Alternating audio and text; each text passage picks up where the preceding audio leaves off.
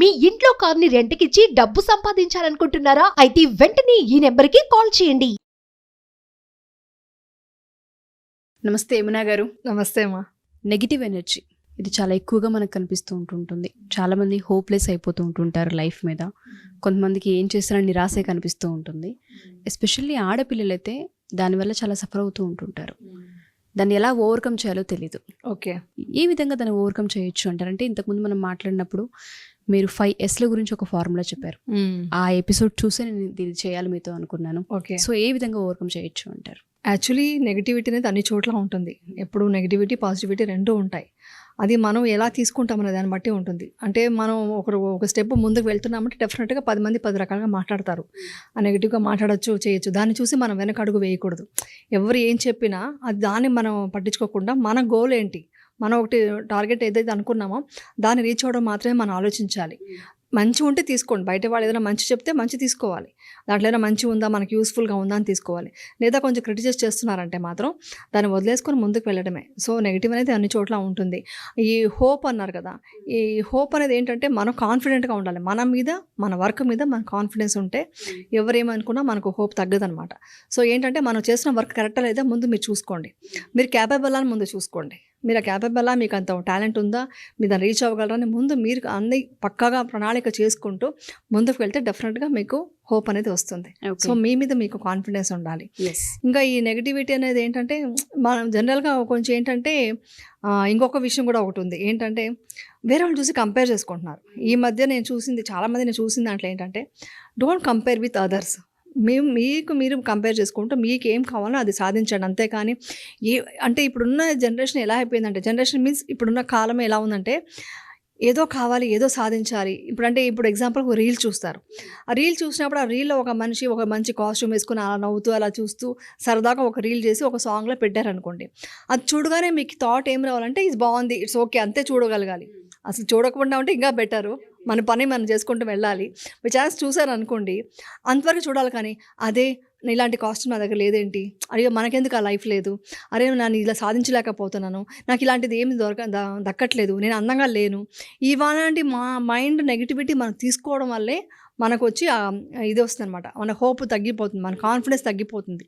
అలా తీసుకోవద్దు. అది అండ్ నిజంగా వాళ్ళు ఆ కాస్ట్యూమ్ వేసుకున్న రీల్ అయిన తర్వాత వాళ్ళ లైఫ్ ఏళ్ళుందో మనం చూడలేము కదా. హ్యాపీనెస్ ఉన్నది 1 మినిటే, దాని తర్వాత వాళ్ళ లైఫ్ మనం చూడట్లేదు. అది చూసి మనం ఇది చేయకూడదు. సో అది వదిలేసి మీ లైఫ్ ఏంటో మీ కాన్ఫిడెంట్గా పెట్టుకుంటూ ముందుకు వెళ్ళాలి. సో ఏమంటారు, వేరే వాళ్ళని చూసి మనం ఇది చేయడం వల్లే మనకు ఎక్కువ స్ట్రెస్, బాధ, కోపం, ద్వేషం అన్నీ ఏర్పడుతుంది అనమాట. ఇలా చేయడం వల్ల ఏమవుతుంది తెలుసా, మన ఎదుటి వాళ్ళని ప్రతి ఒక్కరిని ప్రేమించాలి. దానికి సైంటిఫిక్ రీజన్ ఏం తెలుసా, మన సెల్స్, మన కణాలు ఉన్నాయి కదా, మన కణాలకి ఎదుటి మనిషిది వేరే వాడని తెలియదు. ప్రతి ఒక్కటి మీరు అది స్కాన్ చేసి తెలుసుకున్నారు, ఈ విషయం తెలుసుకున్నారు. మన బాడీలో మన సెల్స్ ఎలా వర్క్ చేస్తున్నాయంటే చాలా హ్యాపీ మూడ్లో ఉంటాయి మంచిగా ఉండేటప్పుడు. మీరు ఎదుటి వాళ్ళని చూసి కొంచెం జలస్ వచ్చినా, కోపం వచ్చినా, మన అలా లేదేంటి అని కొంచెం బాధపడినా మన సెల్స్ బాగా డ్యామేజ్ అయిపోతుంది. మన సెల్స్ వచ్చేసి ద్వేషించడం స్టార్ట్ చేయగానే మన సెల్స్కి కన్ఫ్యూజ్ అయిపోతుంది.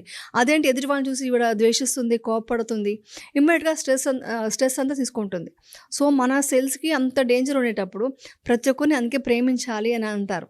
మీరు అన్నట్టుగానే ఆ ఆరా ఇంట్లో ఆడవాళ్ళకి కనుక ఈ నెగిటివ్ ఏదైతే ఉంటుందో ఆ ఆరా ఇంటికి కూడా ఎఫెక్ట్ అవుతుంది అంటారా? డెఫినెట్గా. అది లేడీస్ అనే కాదు, ఇంట్లో ఎవరున్నా కూడా మీరు ఆ నెగిటివ్గా ఆలోచిస్తూ, నెగిటివ్గా బాధపడుతూ, ఏదో కోల్పోయినట్టు, లేకుంటే అబ్బా ఏంటి ఇలా చేసింది, కష్టాంతా నాకే వచ్చింది, కష్టం అని అంటే మీకు ఆరా బాగుండదు. మీరు ఎంత కష్టంలో ఉన్నా కూడా మీరు యూనివర్స్కి ఒకటే చెప్పుకోవాలి, నేను బాగున్నాను, హ్యాపీగా ఉన్నాను, థ్యాంక్స్ చెప్పుకోవాలి. యూనివర్స్కి గ్రాటిట్యూడ్తో ఉండాలి. థ్యాంక్ యూ, నాకు ఇంత మాత్రం ఉన్నా నాకు లైఫ్ ఇచ్చావు, నాకు 2 చేతులు ఉన్నాయి, 2 కాళ్ళు ఉన్నాయి, కష్టపడి పని చేసుకోగలుగుతున్నాను, 2 పూట్ల తినడం, భోజనం చేయగలుగుతున్నాను. దీన్ని కూడా మనం థ్యాంక్స్ చెప్పుకుంటే ఆటోమేటిక్గా మీకు ఆరా అనేది చాలా పవర్ఫుల్గా ఉంటుంది.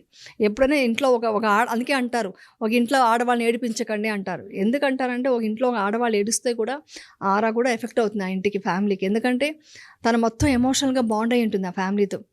జెంట్స్ కంటే లేడీస్కి ఎక్కువ ఉంటుంది, అది ఎక్కువ బాండింగ్. నా పిల్లలు, నా హస్బెండ్, మా ఇది అనేసి ఎక్కువ ఉంటుంది. ఆ బాండింగ్ డిపెండెన్స్ అంత ఉండేటప్పుడు ఆ మనిషి కొంచెం చివుక్కమని ఏడ్చినా కూడా అది యూనివర్స్ నుంచి మీకు డెఫినెట్గా బ్యాడ్ అవుతుంది.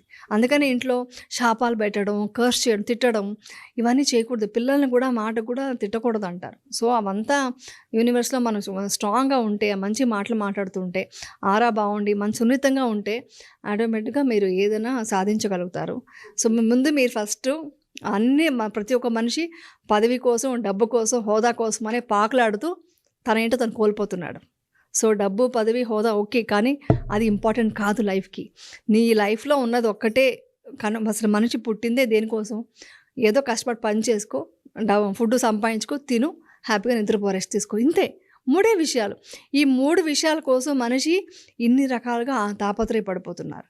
ఈ 3 కరెక్ట్గా చూసుకుంటే, ప్రశాంతంగా ఉంటే మీకు యూనివర్సే వెతుక్కొని వచ్చి మీకు ఇస్తుంది లైఫ్లో. సో ఎగ్జాక్ట్గా మీరు అన్నట్టుగానే యూనివర్స్ మన దగ్గరికి ఎక్కడైతే కూర్చుని ఉంటాం, మన దగ్గరికి వస్తుందని మనం చెప్తూ ఉంటుంటాం. ఆ పాజిటివ్ని ఏ విధంగా డెవలప్ చేయాలి అంటారు? ఒక నెగిటివ్ ఆరా ఉండకూడదు, అది ఇంటికి కూడా ఇంపాక్ట్ అవుతూ ఉంటుంది. ఇంట్లో ఆడవాళ్ళు కొంచెం ఏడ్చినా, కొంచెం బ్యాడ్గా థింక్ చేసినా ఆ ఆరా ప్రతి మనిషికి లింక్ అయిందని మీరు చెప్తున్నారు. అవును. ఆ సైడ్ నుంచి మనిషి పాజిటివిటీ వైపు టర్న్ అవ్వాలి అంటే ఏ విధంగా అంటారు? ఏ విధంగా చూడాలి అంటారు అసలు? యాక్చువల్లీ ఫస్ట్ మనం ఇంట్లో ఫ్యామిలీలో ప్రతి ఒక్కరిని గౌరవించాలి. ముందు పెద్దవాళ్ళని బాగా చూసుకోవాలి. ముందు వాళ్ళ లేడీస్ అనే కాదు, పేరెంట్స్ని చాలా బాగా చూసుకోవాలి. అంటే వాళ్ళు తెలియకుండా తప్పు చేసినా, ఏదో చిరాకు ఏదో అన్నా కూడా పెద్దవాళ్ళని వాళ్ళని ఏమంటారు, క్షమించేంత గొప్ప మీరు కాదు. వాళ్ళని అక్సెప్ట్ చేస్తూ వాళ్ళని ప్రేమగా చూసుకోవాలి. అలాగే పిల్లలతో బాగుండాలి, సరదాగా ఉండాలి. ఎంత కష్టం ఉన్నా కూడా దాన్ని దిగమింగుకొని నవ్వుతూ ఉండగలగాలి. హ్యాపీనెస్ని పంచాలి. ముందు మనిషి నెమ్మదిగా ఉండాలి. నెమ్మదిగా ఉంటే హ్యాపీనెస్ ఉంటుంది. అందుకే అంటారు మెడిసిన్లో హ్యాపీనెస్ లేదు, హ్యాపీనెస్లో మెడిసిన్స్ ఉంది అంటారు. సో హ్యాపీనెస్సే మీకు మెడిసిన్ అనమాట. సో ఆ హ్యాపీనెస్ ఇస్తూ ఉంటే మీకు తెలుసా, మీకు ఆటో ఇమ్యూన్ డిసీజ్ కానీ క్యాన్సర్ లాంటివి కూడా జయించవచ్చు. ఎగ్జాక్ట్లీ. హ్యాపీగా ఉంటాయి. అంత హ్యాపీగా ఉంటే, అంత మనం హ్యాపీనెస్నే పంచుతుంటే ఇంత చేంజెస్ వస్తున్నాయి. సో అందుకని డిసీజ్ అనేది ఎక్కడో లేదు, మనమే తెచ్చుకుంటున్నాము. యాక్చువల్లీ చెప్పాలంటే మెడిసిన్ కొంతవరకే పనిచేస్తుంది, అదేదో రిలీఫ్ కోసం అంతే. బట్ టోటల్గా మీ బాడీ, మీ సెల్స్ అంతా బాగుండాలంటే ముందు మీరు పాజిటివ్గా ఉంటూ హ్యాపీగా ఉంటే మన బాడీయే హీల్ చేసుకుంటుంది. తెలుసా, ఆ పాతకాలంలో అంతా ఎక్కడుండేవాళ్ళు ఇంతమంది డాక్టర్స్? తలనొప్పి వచ్చినా కూడా ఏదో ఒక పట్టు వేసుకుని పడుకుంటూ అది చేస్తే అది వెళ్ళిపోయేది. మన బాడీ హీల్ చేసుకునే కెపాసిటీ ఉంది, దానికి మనం టైం ఇవ్వాలి. దాన్ని కూడా మనం పాజిటివ్గా ఆలోచించాలి. సరిపోతుందిలే, ఏం కాదులే అని ఫ్యామిలీలో చెప్పగలగాలి. ఇంకొకటి ఏంటంటే, ఈ న్యూక్లియర్ ఫ్యామిలీ అయిపోవడం వల్ల వైఫ్ అండ్ హస్బెండ్ ఇద్దరే ఉంటే దాన్నే ఫ్యామిలీ అనుకుంటున్నారు. అది కాదు ఫ్యామిలీ అంటే. టోటల్గా అందరూ పెద్దవాళ్ళు, చిన్నవాళ్ళు ఒకరు అలిగారు, వెళ్ళి పెద్దవాళ్ళు ఎవరో సమాధానం చేసి తీసుకొచ్చి కూర్చోబెట్టగలగాలి, భోజనం చేయని తీసుకురాగలగాలి. ఇద్దరే ఉంటే ఈగో, వైఫ్ అండ్ హస్బెండ్ ఇద్దరే ఉంటారు, ఈగో, ఒకరి మీద ఒకరు ఈగో వచ్చి ఎంత స్ట్రెస్ తీసుకుంటున్నారు. సో వైఫ్ని అర్థం చేసుకోవాలంటే ముందు మన ఫ్యామిలీలో కూడా ఒకరికొకరు అర్థం చేసుకుంటూ, ఒకరు అలిగినా, ఒకరు కోపడినా, ఒక ఇది చేసినా వాళ్ళని సమాధానం పరుస్తూ ప్రశాంతంగా ఉంటే ఏమంటారు, మంచి ఆరా ఉంటుంది ఇంట్లో ఎంత ప్లెజెంట్గా ఉంటే ఆ ఇల్లంతా చాలా మంచిగా ఉంటుంది, ఏదైనా సాధించవచ్చు. ముందు మెయిన్గా ఎదుటి వాళ్ళు చూసి అది నాకు లేదు అని అనుకుంది వదిలేసి నాకు అన్నీ ఉన్నాయి, ఐఎమ్ లక్కీయెస్ట్ పర్సన్, నాకు అన్నీ ఉన్నాయి అని అనుకోవాలి. యూనివర్స్కి ఎప్పుడు గ్రాటిట్యూడ్తో ఉండాలి. కరెక్ట్. Wonderful ma'am. చాలా మంది ఆడవాళ్ళకి ఇది హెల్ప్ అవుతూ ఉంటుంది. ఆడవాళ్ళకే కాదు, నేను ఆడవాళ్ళకి సపోర్ట్ అని కాదు, అందరికీ టోటల్ ఫ్యామిలీ బాగుంటే అందరూ బాగుంటారు, అందరికీ మంచిది అవుతుంది. ఇంట్లో నెగిటివ్ ఆరా ఉండకూడదు అంటే ఫస్ట్ ఆఫ్ ఆల్ చూసే విధానం అండ్ దాంతోపాటు ఆ కంపారిజన్ మానేసి గ్రాటిట్యూడ్ అనే ఒక ఆయుధాన్ని మాత్రం ఎప్పటికప్పుడు వాడాలి. Thank you ma'am. Thank you so much. Thank you.